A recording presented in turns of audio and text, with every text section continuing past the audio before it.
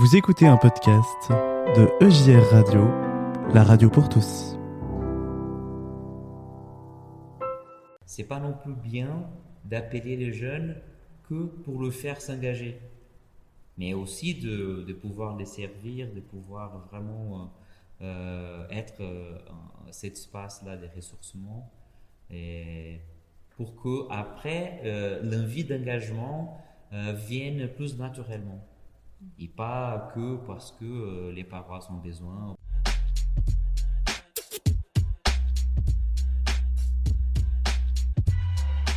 Bon, je m'appelle Mariana Erhard. Je suis brésilienne. Je viens du sud du Brésil. Je suis missionnaire pour une mission norvégienne et brésilienne en partenariat avec l'Église protestante unie de France. Ok. Je m'appelle Matheus Fonseca Pereira. Je suis le mari de Mariana et nous sommes collègues tous les deux pour ce travail à Lyon. Donc nous sommes arrivés à Lyon en 2017. On était appelés pour commencer une mission auprès des étudiants et jeunes professionnels. Et c'est ça qu'on appelle de Mission DIP aujourd'hui. Même qu'on n'a pas le même nom de famille, nous sommes mariés. Ouais. J'ai pas changé mon nom quand on se mariait. C'est pour ça, c'est bien de dire. Quoi d'autre? C'est ça, et ça fait 5 ans qu'on a.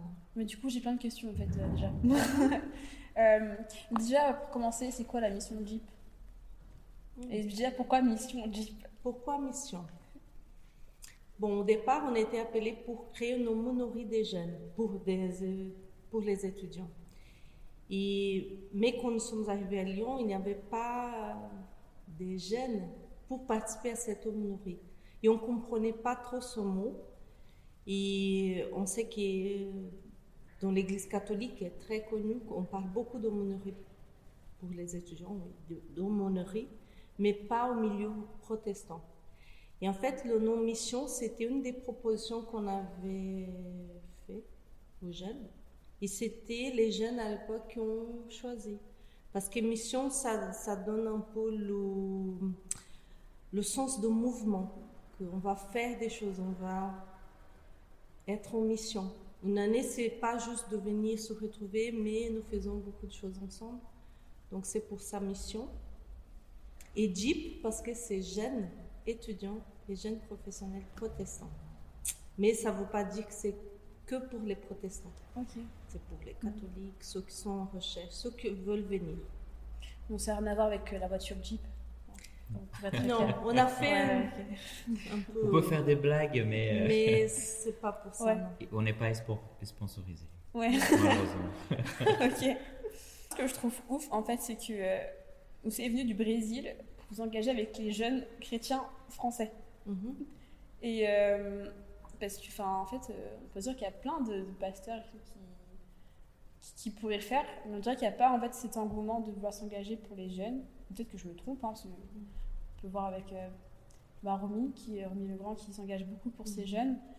Et du coup, pourquoi pourquoi vous vous engagez et tout? Pourquoi vous êtes venu du Brésil pour vous engager pour les jeunes français? En fait, on avait déjà cette envie de partir un peu à l'étranger. Donc, il faut dire qu'on avait déjà eu une expérience en France avant de venir à Lyon. Et je crois que c'était un peu... On a bien senti que c'était un peu la direction que le Seigneur nous donnait à l'époque. Parce que c'est vrai que c'était même pas nous qui avaient cherché de venir en France. C'était un peu ce partenariat entre les missions, l'Église en France, notre mission au Brésil. Et donc finalement, quand nous avons reçu l'appel, d'abord, on a trouvé que c'était bien tombé. C'était un peu le résultat du travail qu'on avait déjà fait à Nantes à l'époque, donc où on avait fait un stage entre 2015 et 2016. Et je crois que le travail avec les jeunes, c'était un peu la conséquence de ce qu'on avait comme engagement avant. Et pour rejoindre cette envie du consistoire des Lyon pour pour faire cette aumônerie à l'époque, l'idée d'aumônerie. Donc, et finalement, on pense que les choses se passent bien, qui finalement, les expériences que nous avons eues avant nous ont bien aidé à comprendre déjà un peu cette façon de lancer un nouveau travail, parce que lancer un nouveau travail à l'église, c'est différent de continuer un travail qui existe déjà. Et c'est un peu ça, notre formation au Brésil, notre formation théologique, elle est une formation pour commencer à des nouveaux projets ou de travailler en partenariat avec les paroisses. Il y a des missionnaires à l'église luthérienne au Brésil, et nous venons de l'église luthérienne au Brésil, qui forment une équipe avec un pasteur. Et par exemple, il y a pas mal de missionnaires qui travaillent avec les jeunes, avec les enfants, parce que nous avons une formation spécifique pour ça. Ok. Et quand on a reçu l'appel, on se disait pourquoi pas. Il me semble. Ok. Du coup, en parlant des jeunes, alors le nom de l'émission, c'est Jeunes. Qu'est-ce que ça vous évoque, ce mot? Jeunes. C'était déjà les blagues qu'on faisait à Nantes quand on était avec les groupes de jeunes. C'est cool, quoi. Ouais. Pas de choses à dire. Parce que le mot jeune, c'est un mot qui est, par les jeunes, qui est perçu de manière assez péjorative. Ok. On dit souvent que c'est les plus vieux qui disent le mot jeunes, soit parce qu'ils veulent se sentir jeunes, du coup ils disent ouais, on est jeunes, c'est tout. Ou ils disent vous les jeunes, enfin, c'est très péjoratif. En tout cas, par les jeunes, c'est perçu de manière assez péjorative. Bon, du coup, on comprend pas trop pourquoi j'ai dit que l'émission s'appelait Jeunes. Mais bon, en fait, je trouvais que c'est une manière de un peu se réapproprier le mot en tant que jeune, et de vraiment mettre une définition sur ça. Du coup, c'est plus les jeunes et l'église, pour le coup. Mais du coup, voilà, c'est Jeunes, c'est mieux. Mais du coup, la mission de J pouvait pas que des réunions le lundi et le mardi, il y a aussi les cultes jeunes. Et du coup, moi, j'ai pu y assister 2 fois. Et je vois qu'il y a beaucoup de jeunes quand même qui s'engagent. Et quelle place vous donnez en fait, aux jeunes dans l'église, pour la mission de J en tout cas? Déjà, comme ici à Lyon, la mission JIP, elle marche avec l'ensemble de paroisses de la région, du consistoire. Donc, nous avons pensé que c'était mieux, et c'était en fait toujours l'idée de ce projet, d'avoir toujours les liens avec les paroisses, et pas que la mission JIP soit une paroisse des jeunes, par exemple. Et comme ça, je sais pas qu'on peut aussi essayer de promouvoir un peu un renouvellement à l'église, et démontrer que oui, que les jeunes sont là, que oui, que les jeunes peuvent s'engager, que oui, les jeunes ont envie d'être formés pour faire des choses. Donc, par exemple, dimanche dernier, nous avons célébré un autre culte, comme celui-là que tu as assisté en février. Et après, on a compté, on était à peu près 20 jeunes. Ah, Bien sûr qu'ils n'étaient pas tous qui étaient engagés dans les cultes, mais ils étaient tous là parce que c'était un culte de la mission JIP. Et comme ça, on a compté, on était à peu près un tiers des participants, c'était des jeunes. Tu vois? Donc, oui, il y a des choses qu'on peut faire, et c'est pas des choses très complexes. Hein. C'est pas que le chant nouveau, parce que on joue aussi des chants anciens, mais les simples faits d'essayer de faire des choses un peu différentes, ça montre que oui, c'est pas assez complexe de faire, mais ça porte beaucoup de fruits. Ça peut porter beaucoup de fruits. Il s'appelait beaucoup les jeunes, parce que après le culte, nous sommes allés manger ensemble, et on se disait que pour l'année prochaine, on pense de faire au moins 5 cultes dans l'année. Jusqu'à présent, c'était 3, au moins un culte par mois, ou tous les 2 mois, on fait un culte de mission JIP. Mais l'idée, c'est vraiment de ne pas faire un culte, par exemple, ici, entre nous seulement. On fait ça aussi, c'est prévu déjà pour l'année prochaine, avec les jeunes, comme on a déjà fait ensemble, mais aussi dans les paroisses, parce que notre objectif, c'est aussi faire du lien de ces jeunes avec les paroisses. Ouais. Et si les paroisses sont ouvertes à accueillir ces jeunes, à les engager dans la vie de paroisse, je pense que les jeunes, ils sont là pour ça aussi, ils ont envie de ça. Il y a pas mal de paroisses qui ont des jeunes JIP qui animent leur caté, le groupe des jeunes, ou même le travail avec les enfants, ou même d'autres choses dans la paroisse, même pour les cultes, pour les lectures, les prières, la musique. Je pense que c'est ça, la place des jeunes à l'église, c'est où ils veulent être, où ils veulent s'engager. C'est juste l'église qui doit aussi la communauté, comme l'a dit, hein. Si on accueille bien, si on essaie de les intégrer, ils vont servir, ils vont vivre leur foi activement.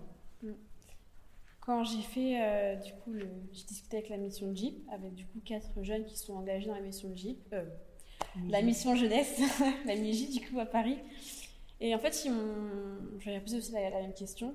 Et en fait, ils m'ont dit qu'ils ne se sentent pas en fait considérés dans l'église, ou alors ils se sentent mis à part, en mode on est jeunes, du coup on a un peu des enfants, on n'est pas des adultes, du coup on nous considère comme les jeunes de l'église. Et ils se sentent vraiment pas valorisés, pas valorisés. Et alors c'est dommage, je vous l'avais dit, en fait, il y a plein de manières de faire, d'engager les jeunes dans l'église, de les mettre à contribution, mais de pas aussi les considérer comme des petits jeunes. Ce qui vont, c'est. Ouais. Enfin, je me dis, moi j'ai 23 ans, je sais que je suis jeune, mais j'ai pas envie qu'on me dise c'est la petite jeune, du coup, ouais, tu peux le faire. Non, j'ai envie que. Il y a le côté formation aussi. Que, par exemple, quand on prépare des cultes, normalement, le premier culte, on essaye de. Parce qu'il y a toujours des nouveaux, des jeunes qui, justement, n'ont jamais préparé une prière pour un culte, n'ont jamais participé à un temps de culte, vraiment activement pour l'animation. Et donc, on essaie de présenter la liturgie, on essaie de construire ensemble. Et après, aujourd'hui, on voit que les anciens, ils ont déjà l'habitude. Je pense que l'accompagnement, au moins au départ, ça aide aussi aux jeunes de se sentir à l'aise et aussi, d'avoir cette assurance, d'oser, de proposer des nouvelles choses. Mais c'est vrai que c'est le gros défi. Je pense que oui, la mission du PELA, on a beaucoup avancé, mais il y a encore beaucoup de choses qu'il faut encore avancer, on espère. Mais ça fait 4 ans qu'on est là, donc le culte, c'était un des moyens qu'on a vu qu'on pourrait montrer que les jeunes, ils sont là, ils peuvent faire, ils célèbrent. C'est pas nous qui préparons le culte, ce sont vraiment eux, ils préparent le culte et ça fait plaisir. Il y a même des jeunes qui ont envie de participer à plusieurs moments. Ouais. Donc c'est très bien de voir aussi les talents, les dons et tout ce que les jeunes peuvent aussi contribuer à l'Église, dans l'Église, pour l'Église, pour le Seigneur. Ouais, c'est vrai. Et on a dit aussi qu'il y avait plusieurs manières de s'engager dans l'Église en tant que jeune. Qu'on pouvait du coup s'engager à l'église, du coup servir pendant le culte ou faire le catéchèse des enfants, mais aussi servir en dehors dans l'église tout en servant pour l'église.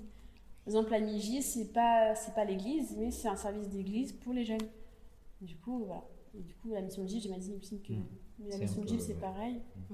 Et ça aussi, c'est bien de s'engager. C'est ça. Et du coup... mais aussi,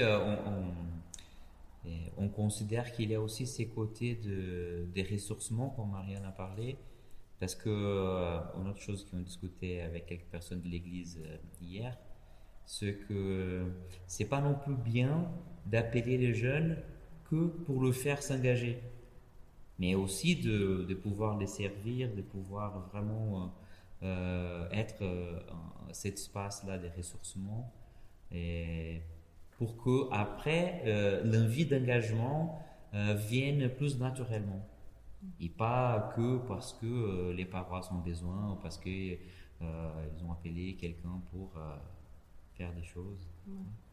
Oui, je pense qu'un peu la philosophie ou un peu la vision JIP, quand un jeune arrive, sauf s'il vient, il parle directement avec nous en disant où je peux contribuer, mais on attend toujours un moment. pour qu'ils puissent aussi profiter de ce temps, de recevoir aussi quelque chose. Et après, oui, ils peuvent s'engager avec les chants, l'organisation et d'autres choses qu'on a, même pour la mission JIP. Donc, ça ne veut pas dire que les jeunes qui sont là, quand ils arrivent, ah là, tu es jeune, donc il faut que tu fasses des choses. Non, ce n'est pas ça notre première demande. La première demande, c'est, on dit que toujours ces jeunes sont bienvenus, sont les bienvenus ici, et qu'il faut profiter de cet endroit et de cette ambiance, de ce qu'on a préparé pour eux. Donc d'abord, c'est ça. Je pense que si les jeunes, tout le monde, hein, même les moins jeunes, si on arrive soit dans une église, dans un endroit, d'abord on a envie d'avoir une place, on a envie d'être bien accueilli. Et après, oui, on va naturellement avoir envie de s'investir, de contribuer à ce qui se passe dans cet endroit ou de cette église ou groupe. Depuis là, ça. Ouais, donc l'accueil, c'est important. L'accueil, c'est très important. Est-ce que selon vous, c'est bien perçu de travailler de vraiment avoir une conviction de travailler dans le monde chrétien, que ce soit pour être pasteur ou de s'engager comme animateur, par exemple à la mission de JIP. J'ai l'impression qu'il y a un peu ce truc de se dire, bah non, il faut sortir de l'église, aller voir ailleurs. Et en fait, j'ai l'impression qu'il n'y a pas vraiment beaucoup de jeunes, peut-être que je me trompe, hein, mais qu'il n'y a pas vraiment beaucoup de jeunes qui ont vraiment envie de s'engager dans l'église, vraiment faire leur ministère et vouloir travailler en fait pour Dieu et tout. Enfin, en soi, on peut travailler pour Dieu sans être dans le monde chrétien. On peut être appelé à travailler être assistant social par exemple. Mais vraiment à vouloir s'engager dans l'église. Je sais pas, on sent qu'il y a un peu ce truc de dire, bah non, c'est un peu ce vide. En fait, ça fait pas longtemps qu'on habite en France, donc on est en train encore d'essayer de comprendre pourquoi c'est comme ça. Parce qu'on voit que c'est, désolé de dire comme ça, mais c'est plutôt dans les églises protestantes qu'il y a ces rapports. Parce que soit les gens partent pour faire les études de théologie, ou soit ils sont la majorité des jeunes engagés avec les scouts, par exemple. On peut peut-être comme animateur de KT et tout. Mais c'est vrai qu'au niveau d'engagement à plus long terme et tout, c'est difficile de trouver des gens. Mais je pense que ce qu'on vit ici, si on pense qu'on n'est pas trop nombreux et nous avons, par exemple, nous avons parmi nous quelqu'un qui a commencé récemment des études de théologie. Elle ne sait pas encore si elle va devenir pasteur, mais elle avait envie de connaître un peu plus pour s'investir un peu plus et s'engager un peu plus à l'église.